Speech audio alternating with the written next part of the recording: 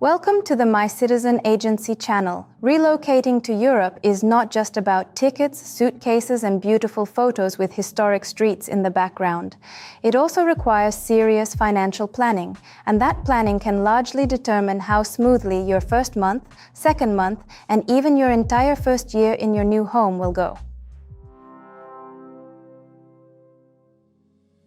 Today we will talk about your financial cushion, how much money you should have before relocating, what expenses to factor in, where people most often go wrong, and how to prepare so you don't find yourself in a stressful situation shortly after arrival.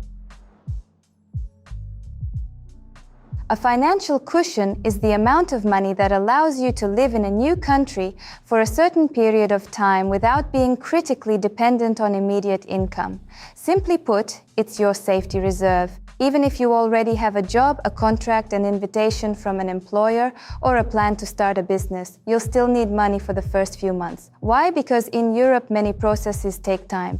Opening a bank account, processing paperwork, finding an apartment, getting a local ID card, setting up internet service, getting health insurance, and paying a security deposit for an apartment, all of this can take longer than you expect. A solid financial cushion helps you avoid making rushed decisions. You will not settle for the first unsuitable apartment just because you urgently need a place to live. You will not take just any job out of fear of running out of money. You will not skimp on important documents, insurance, or expert advice. There is no universal amount that is suitable for everyone. It all depends on the country, city, family, reason for relocating, and your lifestyle. But there is a basic rule. It's best to have savings for at least 3-6 months of living expenses. For a single person, this might be one amount. For a family with children, it could be quite different. When calculating your budget, take into account 4 main categories of expenses. The first is document processing. This includes visa fees, wire transfers, apostilles, notarization services, insurance, proof of income, consultations, and government fees. Sometimes these seem like small expenses, but together they can take up a significant part of your budget. The second is the relocation. This includes tickets, baggage, temporary accommodation, transportation from the airport, a SIM card, food for the first few days, and household purchases. After relocating, you often have to buy things that previously seemed insignificant: dishes, bedding, an extension cord, household cleaning supplies, warm clothing, and children's items. Third, accommodation. This is one of the biggest expense categories. In many European countries, when renting, you must pay not only the first month's rent, but also a security deposit. Sometimes the deposit is equal to 2 or even 3 months' rent. Plus, there may be an agency fee if you're looking for accommodation through an intermediary. Fourth, regular expenses: food, transportation, communication, healthcare, taxes, utility bills, and school or daycare if you're relocating with children. Let's imagine that someone is relocating alone to a European city with an average cost of living. They need to calculate the costs in advance. Rent, for example, 800 euros per month. Security deposit, an additional 1,600 euros. Food, 500 euros. Transportation, half, 100 euros. Insurance, 50 euros and up.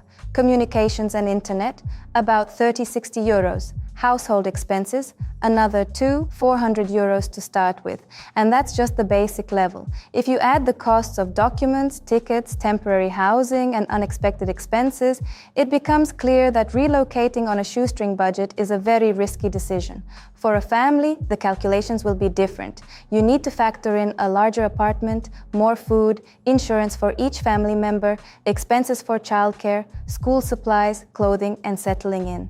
So the main advice is don't rely only on the minimum amounts you see on forums. Calculate your own personal budget.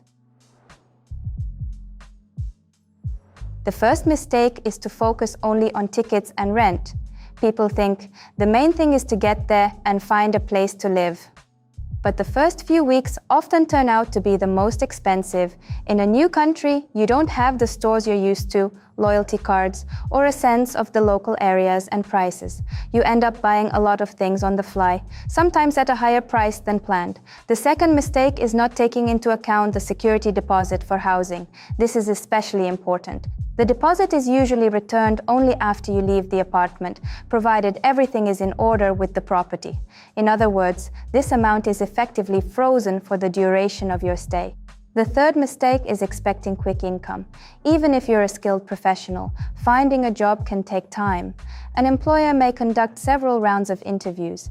Your first paycheck doesn't always arrive right away either. And if you plan to work for yourself, your first clients may not show up in the first month. The fourth mistake is keeping all your money in one place. It's better to plan your access to funds in advance. Keep some money on a card, some in a savings account, and a small amount in cash. It's important to check whether your card works abroad, what the fees are for withdrawals and payments, and whether you can confirm transactions via your phone. The fifth mistake is not setting aside money for unexpected situations. Illness, an urgent trip, document delays, equipment breakdowns, or the need to relocate. None of these are things you want to plan for, but it's better to be prepared. Start with a spreadsheet. It doesn't have to be complicated. Divide your expenses into 3 categories: before the relocation, during the relocation, and after the relocation. Include the following in your pre-relocation expenses: documents, money transfers, consultations, insurance, tickets, and the preparation of diplomas, certificates, and other paperwork. Include travel, luggage, temporary accommodation, food, transportation, and initial purchases in your relocation expenses. Include rent, security deposit, utilities, food, transportation, healthcare, communication, taxes, and daily necessities in post-relocation expenses. Then add a buffer of at least 20–30% on top.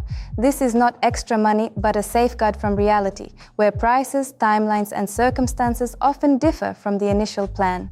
It's also important to research the cost of living in a specific country and city in advance.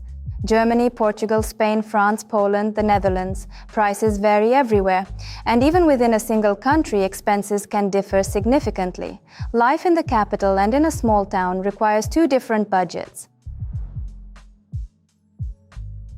It's worth mentioning proof of funds separately. For many immigration categories, it's not enough to simply have the money. You must also demonstrate it properly. These can be bank statements, income statements, tax documents, an employment contract, contracts with clients, proof of savings, business documents, or a sponsorship letter, depending on the country and the type of application. Here, it is important not to guess, but to understand the requirements of the specific program in advance. Sometimes the funds must have been in the account for a specific period of time. Sometimes the documents must be translated and notarized.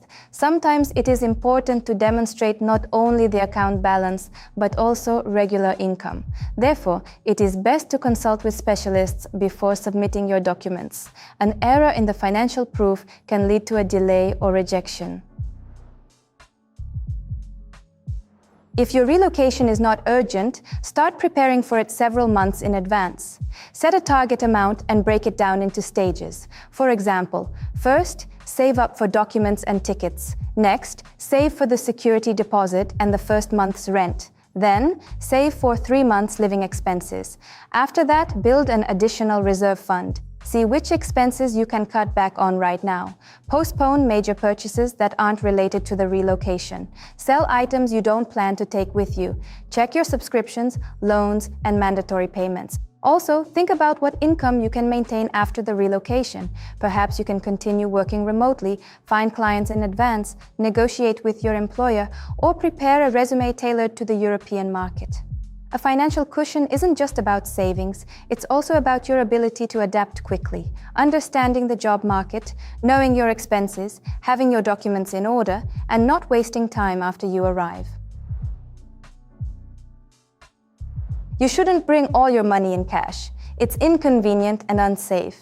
But having a small amount of cash on hand for the first few days can come in useful for taxi and public transportation, small purchases, or situations where your card isn't working temporarily.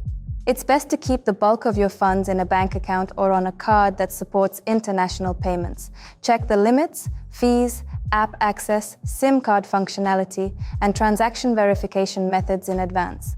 It's also helpful to have a backup payment method, a second card, an account at another bank, or an e-wallet if it's compatible with the country you're relocating to.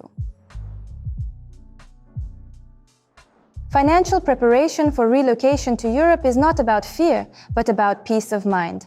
The more carefully you plan your budget, the easier it will be to adapt. Remember the key point: don't focus only on tickets and rent. Take into account the security deposit, documents, initial purchases, insurance, and recurring expenses. Set aside funds for at least a few months. Add a reserve for unforeseen circumstances.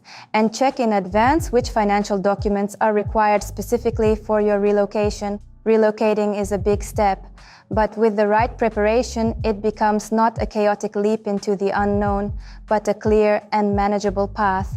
If you're just planning to immigrate to the EU and want to understand whether you have a realistic basis for applying for citizenship, submit a request for a free consultation via the link in the description. We will review your situation, create a personalized immigration plan for you, and prepare a complete set of documents to successfully obtain citizenship in one of the EU countries. We work on a one-on-one basis, taking into account your goals, your lifestyle, and your specific circumstances. Thank you for watching this video. If you're interested in this topic, subscribe to our channel and feel free to ask questions in the comments. We'll regularly publish program reviews, answer frequently asked questions, and share important news about immigration law and life in the EU. Your journey to Europe begins with the first step. Mycitizenagency is here for you, every step of the way.